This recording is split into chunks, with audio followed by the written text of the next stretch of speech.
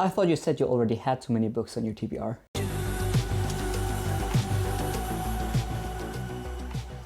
So you come to me to find more books to add to your TBR. I asked you guys over at Instagram which kind of video you would like to see next, and almost all of you said you wanted to see my favorite reads of 2021. Now, I know I'm a bit late making a favorite reads of 2021 video, so I thought I would spice it up a bit. Firstly, we have 10 books, but it's not a top 10 list. Let's just think about it as an award show. We have 8 categories, and I know these don't make any sense. And my second condition is this: I need you to promise me you will add these books to your TBR. Now, I know we're all stressing about our TBRs, so how can we make this a bit more fun? Well, more stress! So instead of counting books, I'm just gonna mention how many pages I'm adding to your TBR. Alright guys, let the stress begin. And yes, I'm wearing a suit. And obviously, when you're giving out awards, you need to dress up, right? Am I taking this too seriously? First up, we have The Underdog. Now, this book is so freaking good. And I know you guys promised to add all of these pages to your TBR, and I know you're gonna keep that promise, but if you don't keep that promise, then promise me you will read this book. This book is criminally underrated, and it's blowing my mind that this book is not talked about more. And that book is Stillborn by Daniel T. Jackson. Alright guys, I'm hearing you.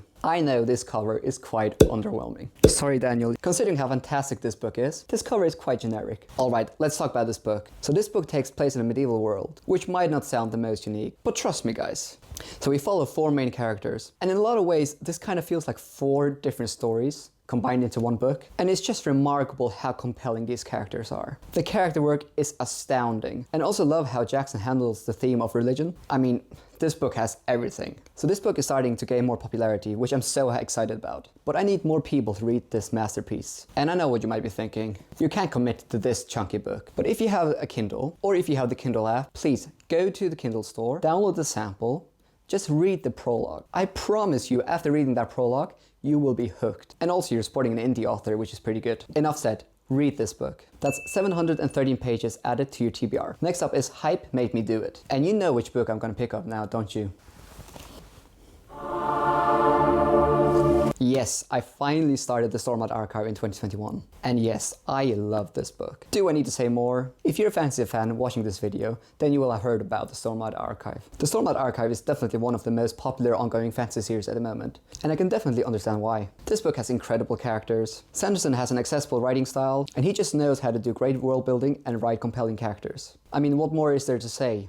It's The Way of Kings. I'm gonna make a dedicated review for this book. So yes, if you haven't read The Way of Kings, you're missing out. And that's Hype Made Me Do It. So that's just another 1007 pages added to your TBR. The next award is the Donald Trump Award, or the best political book I read in 2021. And the Donald Trump Award goes to The Counselor by E.J. Beaton. Now this book is also very underrated. And also just look at this cover. How beautiful is this? So this book is described as a Machiavellian fantasy. I apologize guys, English isn't my first language. So Machiavellian, so this word basically means cunning scheming in politics. So this book follows Lysande?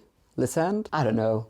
We'll call her Lysande. So this book follows Lysande as she's tasked to choose the next monarch. When the queen is suddenly assassinated, Lysande is appointed counselor and is tasked to choose the next ruler. So I'm not gonna give too much away. If you enjoy compelling characters and riveting politics, then you should definitely check this book out. Beaton's prose is beautiful and she really knows how to create tension. I was absolutely mesmerized by this book. I was absolutely hooked from page 1. So if you're a fan of books with politics, compelling characters, and tension, then you need to read The Counselor. My only real criticism is that the chapters are really long. This book only has 15 chapters and is over 400 pages. Alright Beaton, congratulations, you won the Donald Trump Award.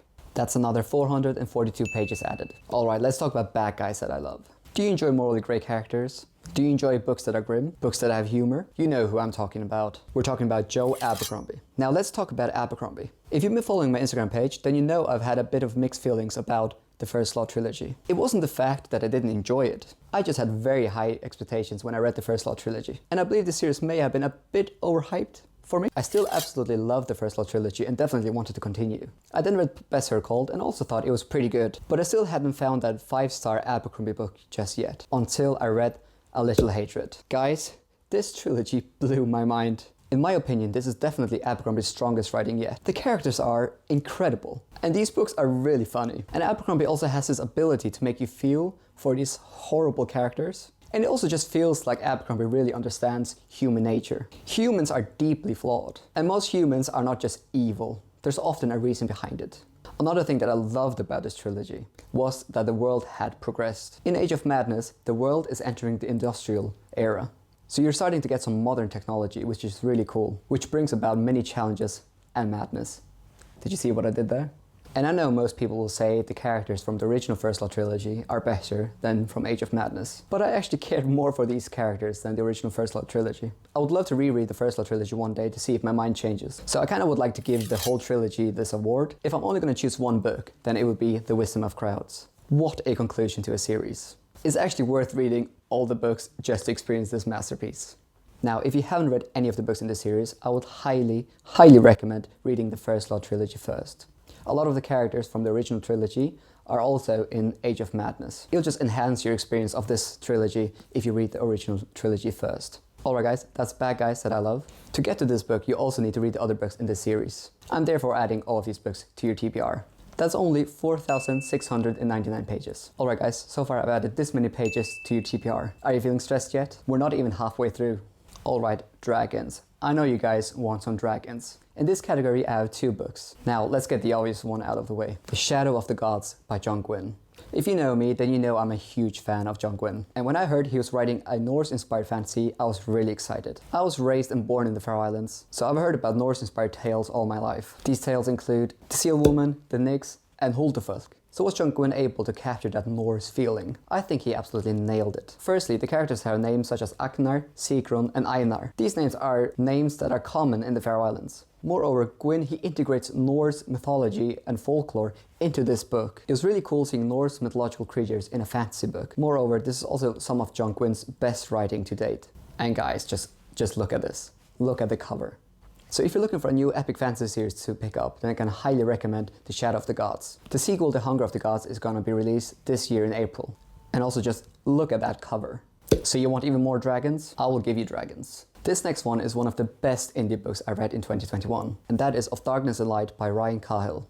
If you've been following indie releases in 2021, then you will have seen the name Ryan Cahill. I'm pretty sure Cahill is Sanderson 2.0 when it comes to writing. 10 months ago, Cahill didn't have a single book published, and now he's published 2 novels and 1 novella. We're talking about 1,557 pages in less than a year. Ryan, are you okay? So we have The Fall as a prequel novella, and then we have Of Blood and Fire, which is the first book in the series, and now just released Of Darkness and Light. So you can either read The Fall or Of Blood and Fire first. It doesn't really matter. I would recommend Of Blood and Fire first, but it doesn't really matter. So if you're looking for a fantasy book that feels a bit like Aragon for adults, or if you're a big fan of John Gwynne's writing, then this book should be right up your alley. Of Blood and Fire definitely feels very much inspired by other fantasy books. However, it definitely becomes its own thing in the later half. I am really impressed by Kyle's ability to write character and have great world building.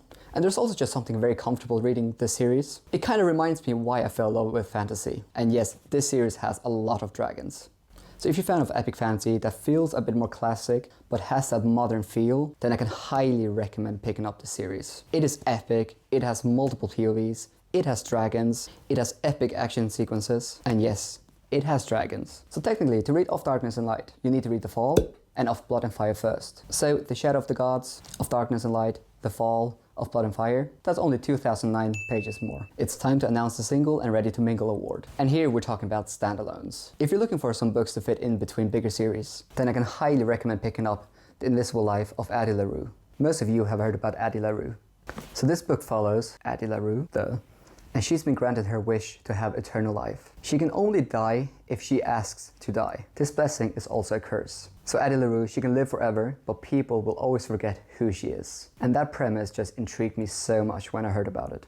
So this is a beautiful written book that spans over 300 years, and this story utterly captivated me. I love the concepts, I love the characters. Humans have always been fascinated by the idea of immortality. But do we really want immortality? That is the question that Schwab is trying to answer in this book. Yes, we love life, but is death not also necessary to have that full human experience? There's a lot of interesting ideas in this book, and the characters are just so engaging, and I thought this book was paced really well. Oh, and also just look at these edges. They're so beautiful. This is a must read if you're looking for fantasy standalone. Also in this category, we have a book that was a pleasant surprise, and that is Project Hail Mary by Andy Weir. If you've been following my Instagram, then you know I've had quite mixed experience with sci-fi. I've been trying to read different books to see if this genre is for me. I read Dune, Shards of Earth, All Systems Red, Skyward Inn, and I didn't really love any of them. However, Project Hail Mary just worked so well for me. I've heard a lot of people compare this book to The Martian. I haven't read The Martian yet, but it's definitely on my TBR. So what made Project Hail Mary feel different? I just love the fact that this book focused mostly on characters and then concepts next. I also feel like a lot of sci-fi books tend to get very science heavy and focus a lot on these concepts, which obviously can be interesting, but characters are so much more important to me. And Grace Holland and Rocky are phenomenal characters. I mean, you need to read this book just to experience Rocky. Andy Weir is also just a really funny author, and Andy Weir does a really good job at integrating these really complicated concepts that you will not understand, but you don't feel stupid while reading the book. It was just really enjoyable. This book just had really great characters, really interesting concepts. I thought the pacing was fantastic, and there's also a lot of humor, which I really appreciate. So I'm not giving up on sci-fi just yet. I've heard a lot of people recommend Becky Chambers. If you know any authors that write similar to Andy Weir, then definitely let me know. I would love to hear your recommendations. Congratulations to Addie LaRue and Project Hail Mary for the Single and Ready to Mingle award. Alright guys, it's now time to give out the So You Want to Die award. And yes, we're gonna talk about the Queen of Fantasy. Yes guys, the Queen of Fantasy, the Breaker of Hearts, and the Master of Beautiful Prose. Robin Hobb. The Farsi trilogy has been on my TBR for way too long. One of the first series I heard about when I started reading again was the Farsi trilogy. I've had this series on my TBR for more than 2 years, but in 2021 I was finally able to read it. And I loved this series. And all I can say is, I finally understand the pain. Is there any author as effective at making you feeling pain as Robin Hobb? Robin, who hurt you? Jokes aside, I'm so glad I finally read this series. Fitz has already become one of my all-time favorite fantasy characters. Also, Hobb's writing is just so beautiful and rich. So this whole trilogy is told through Fitz's first-person point of view. And Hobb just does such an amazing job at making you feel his pain, his inner struggles, and all the turmoil and chaos that he's experiencing. And similarly to Joe Abercrombie, it really feels like Robin Hobb understands humans. This trilogy is beautiful, heartbreaking, and very compelling. Now, that being said, this series is not for everyone. Hobb's books are very slow paced. Hobb really likes to spend a lot of time fleshing out all the characters. So that means that you'll spend hundreds of pages just chilling with different side characters. You'll see Fitz going on errands, chilling with his horses, chilling with his dogs, picking flowers, and you'll see them eat, cry, and just walk around. But that is how Hobb builds up her character. She takes her time, and it just makes the characters so much more compelling. Hobb really wants you to experience these characters in all kinds of circumstances. So if you're not a fan of slow burn books, then I probably wouldn't recommend picking up these books. That being said, I am blown away by Hobb's ability to write character. So I've only read the Farsi trilogy so far, but I have a feeling that I will really enjoy all of Hobb's other books. Therefore, I am adding all of her books to your TBR